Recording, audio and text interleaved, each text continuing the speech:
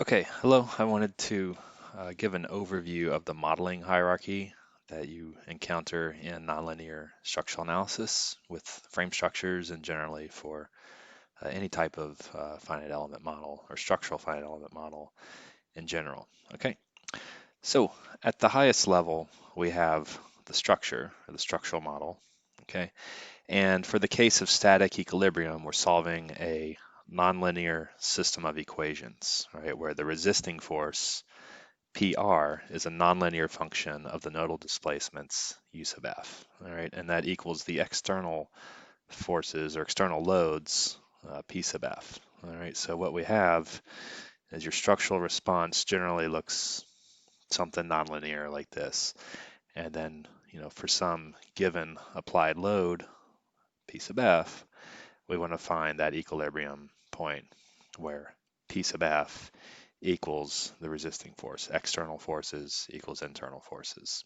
Okay, so, and we assemble that resisting force from individual elements within our model. All right, so for each element, we go through a selection process, all right, where we select element displacements from the nodal displacements of the entire structural model, all right, and then we push those down to the element level. Okay, so, for instance, for this element right here, this beam element, if you will, right, we use a lookup vector to get from our structural degrees of freedom, right, which are just randomly numbered here, 2, 5, and 4 at the structural level, and then 6, 7, and 3, okay, down to 1 through 6, again for plane frame elements, all right, same idea for 3D, all right, but we use lookup vectors, right? Okay, like so for this element, that lookup vector would be what, 7, 6, 3, 2, 5, 4. Just gives the mapping of 1 through 6 for the element to whatever the degrees of freedom are for the structure. All right, so you can do that through loops. You can also do it through Boolean matrices like this A sub I back over here. All right, but for notational convenience, just using the Boolean matrix of zeros and ones, although you never use that in practice, right? Okay, so and then once each element computes its resisting forces for those same 6 degrees of freedom, all right, we push back up to the structural level, all right, and we go through the process of assembly, all right, where again we can use the lookup vectors or the transpose of the Boolean matrix and then sum it up over all the elements, and that's where we get our resisting force. Okay, so you did a lot of that in your matrix or linear matrix analysis course. Okay, the selection and assembly. All right. Then down at the element level, where we push the displacements and then pull back the forces, all right, we transform or we work in 3 different coordinate systems, global, local, and basic for frame elements. All right, you can have a basic system for truss elements and springs as well. Okay, but we transform, working our way down from global displacements, i.e. displacements in the global system. We go global to local, and that's just resolving, global axes onto, the longitudinal and transverse directions for the element, all right? And then we remove the rigid body displacement modes to get down to the basic system, all right? And we get these basic deformations, UB, all right? And then we have a basic force deformation relationship, which is a nonlinear function generally, all right, where the basic forces PB are a function of the basic deformations U sub B, okay, which are right here, okay. And again, that can be some nonlinear relationship, all right. So like for a displacement-based formulation, we would interpolate section deformations from the basic deformations and then push those down to the section level.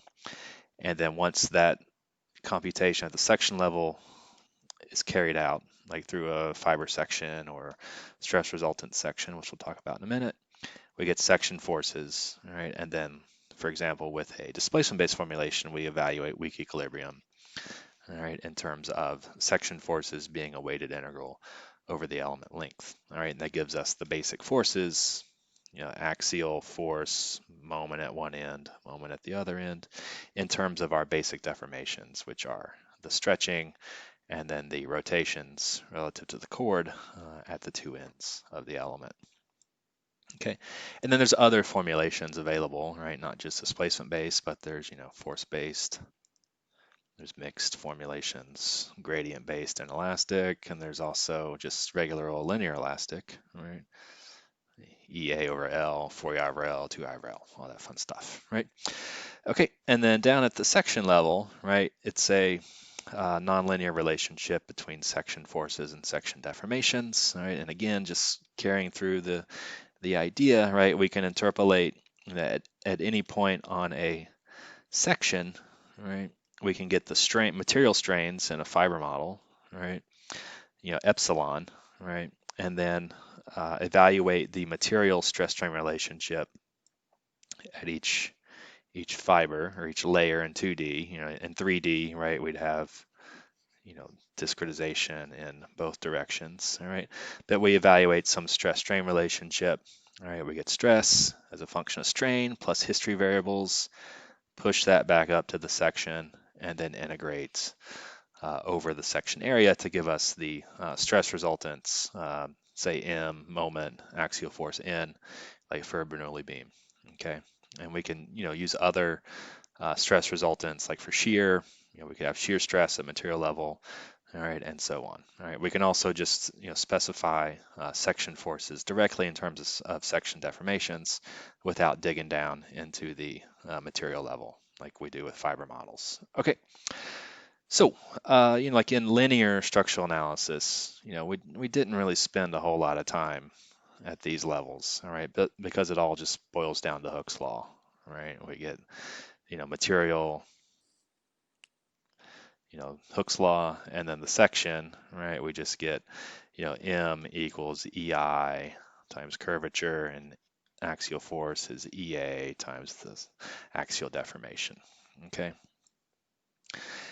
All right, but with nonlinear analysis, again, this is all linear, all right? But in nonlinear, this part gets a lot more complicated, and we'll talk about that in later lectures. Okay, but this is the kind of general overview or hierarchy of modeling, and it reflects what's in OpenSees pretty closely, or very closely actually. All right, and yeah, and later in the course, we'll get into different material models, as well as the geometric nonlinearity that arises at this kind of level here, this getting from global to basic systems. That's where a lot of our p delta and co-rotational nonlinearity comes into play.